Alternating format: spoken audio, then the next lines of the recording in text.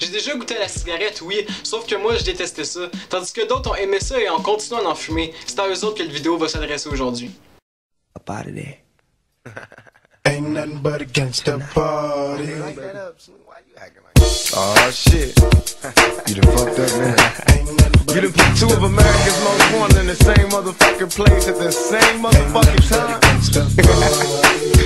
On peut retrouver des centaines, voire des milliers de vidéos sur internet que des gens ont faites pour dire aux gens d'arrêter de fumer. Tandis que moi, je suis pas ici pour vous dire quoi faire parce que de toute façon, je suis pas votre père.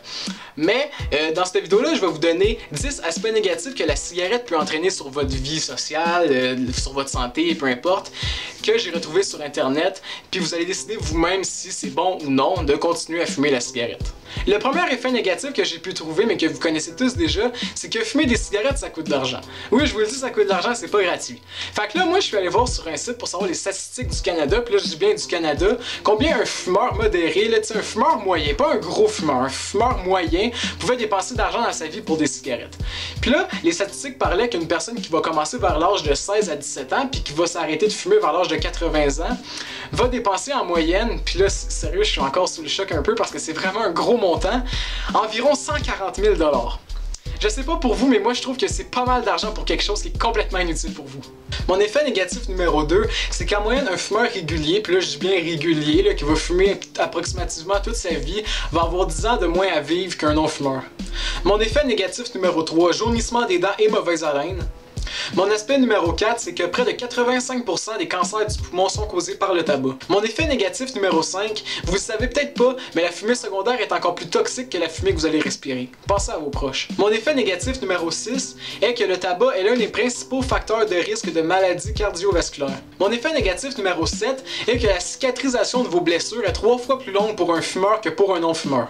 Mon effet négatif numéro 8 est que la fumée de la cigarette peut vous donner le cancer de la gorge et le cancer de la langue. Mon effet négatif numéro 9 est l'irritation de la gorge et des cordes vocaux. Selon les médecins, c'est appelé l'atout du fumeur, vous savez sûrement de quoi je parle.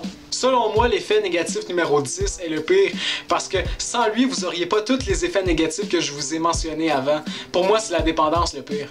Parce que selon les statistiques, encore une fois, près de 46% des gens vont devenir accros après seulement la première cigarette essayée. Pensez-y, c'est quasiment une personne sur deux qui va devenir accro après seulement la première cigarette qu'ils vont vouloir essayer.